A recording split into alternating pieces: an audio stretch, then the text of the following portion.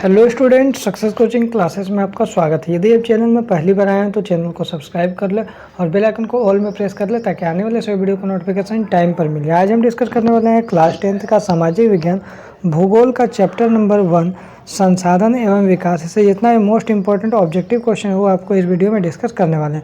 तो सबसे पहले देखते हैं निम्नलिखित में से कौन सा जैव संसाधन नहीं है। अब देखिए, जैव संसाधन का मतलब क्या है जी, किसमें जान नहीं है। कौन सा संसाधन में जान नहीं है? तो याद रखिएगा, मनुष्य में तो जान है, पशु में भी जान है, वनस्पति जात में भी जान है, लेकिन चट्टाने में क्या जान नहीं होता। तो ये हमारा जैव संसाधन नहीं होगा। तो हमारा ऑप्शन नंबर डी क्या हो जाएगा? बिल्कुल राइट आंसर हो जाएगा। इनमें से कौन सा नवीकरण योग्य संसाधन, ऐसा संसाधन जिसका हम लोग प्रयोग बार बार हम लोग कर सकते हैं? तो सौर ऊर्जा क्या हो जाएगा? हमारा नवीकरण योग्य संसाधन हो जाएगा। आगे देखते हैं, काली मिट्टी। काली मिट्टी किस नाम से जाना जाता है? तो याद रखिएगा, रेगर मृदा के नाम से भी जाना जाता है। मोस्ट इंपॉर्टेंट क्वेश्चन है। आगे देखिए, नई जलोढ़ मृदा को हम लोग क्या बोलते हैं? खादर बोलते हैं। नई जलोढ़ मृदा को हम लोग क्या बोलते हैं? खादर।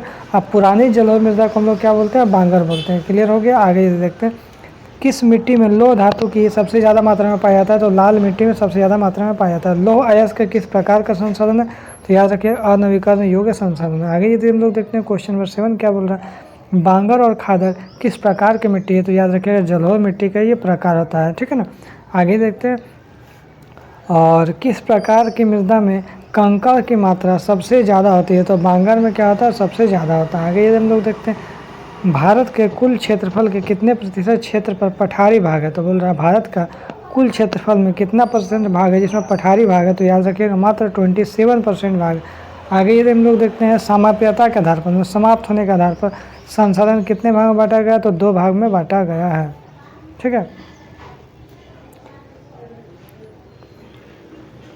देखिए, प्रथम अंतर्राष्ट्रीय पृथ्वी सम्मेलन का आयोजन किस वर्ष किया गया? तो 1992 में आपका किया गया। आगे यदि हम लोग देखते हैं, क्वेश्चन नंबर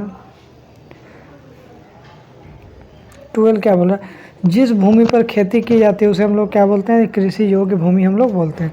अब देखिए, कुछ शॉर्ट क्वेश्चन देख लेते हैं। मानव निर्मित संसाधन का 5 उदाहरण दीजिए। तो उद्योग, मशीन, मकान, बांध, परिवहन, ये सब क्या है? परिवहन के साथ मानव के द्वारा बनाया गया। जलोढ़ मृदा किसे कहते हैं? तो नदियों द्वारा लाई गई जो मिट्टी होता है उसे हम लोग जलोढ़ मृदा कहते हैं। आगे लेटराइट मृदा किस फसल के लिए सबसे बेस्ट है? तो लेटराइट मृदा जो है काजू की फसल के लिए सबसे अधिक उपयुक्त है। आगे देखते हैं, आयु के आधार पर जलोढ़ मृदा कितने प्रकार के? तो 2 प्रकार का होता है, खादर और एक होता है बांगर। काली मृदा किस फसल की खेती के लिए सबसे उपयुक्त मानी जाती है? तो काली मृदा कपास की खेती के लिए सबसे उपयुक्त मानी जाती है। आगे देखते हैं, राष्ट्रीय वन नीति 1992 के द्वारा निर्धारित कितने प्रतिशत भौगोलिक क्षेत्र पर वन होना आवश्यक है? तो राष्ट्रीय वन नीति 1952 के अनुसार 33% भौगोलिक क्षेत्र पर वन होना अति आवश्यक है। आगे देखते हैं, सतत पोषणीय विकास किसको बोलते हैं? तो सतत पोषणीय विकास क्या है? सतत पोषणीय विकास का अर्थ ही होता है ऐसा विकास करना ताकि पर्यावरण को नुकसान पहुंचाए बिना। विकास पर्यावरण को बिना नुकसान पहुंचाए और वर्तमान में विकास की प्रक्रिया चलती रहे। हमने ऐसा विकास करना जो आपको वर्तमान में विकास चलता रहे और पर्यावरण को नुकसान भी ना पहुंचाए, ताकि भविष्य में आने वाला पीढ़ी को कोई भी संसाधन बचा रहे, संसाधन खत्म ना हो जाए।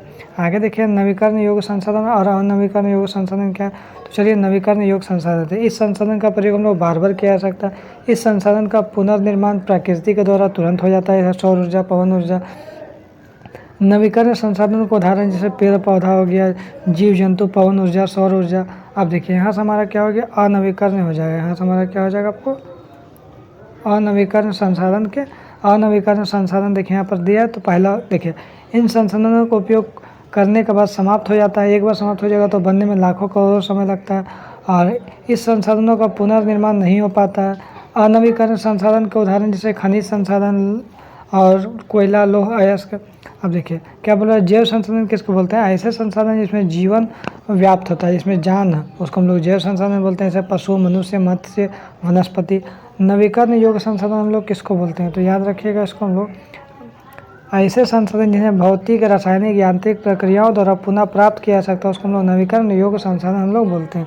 आगे देखिए, संसाधनों का अंधाधुंध शोषण करने से कौन सी समस्या उत्पन्न होती है? संसाधनों का अंधाधुंध अगर शोषण करिएगा तो वैश्विक परिस्थिति संकट पैदा हो जाएगा, जिससे भूमंडलीय तापन, ओजोन परत का अवक्षय हो जाएगा, पर्यावरण प्रदूषण तथा भूमि निम्नीकरण हो जाएगा। आगे यदि हम लोग देखते हैं, काली मिट्टी में कौन कौन से पोषक तत्व पाए जाते हैं? काली मिट्टी में कैल्शियम कार्बोनेट, मैग्नीशियम, पोटास और चूना जैसे पोषक तत्व पाए जाते हैं। मृदा अपरदन के किसे कहते हैं? तो मृदा का कटाव और उसके बहाव की जो प्रोसेस होता है, प्रक्रिया को मृदा अपरदन कहा जाता है। प्राकृतिक कारणों एवं मानव निर्मित कारणों के द्वारा यह मिट्टी के ऊपरी सतह को बहाव हो जाता है, उसे हम लोग मृदा अपरदन हम लोग कहते हैं। तो इसमें आपको शॉर्ट क्वेश्चन बताया और प्लस हमको ऑब्जेक्टिव क्वेश्चन बता दिए। तो यदि आपको वीडियो अच्छा लगे तो लाइक करिएगा, शेयर करिएगा। अगर चैनल में नए हैं तो चैनल को सब्सक्राइब जरूर करिएगा। फिर मिलते हैं नेक्स्ट वीडियो में।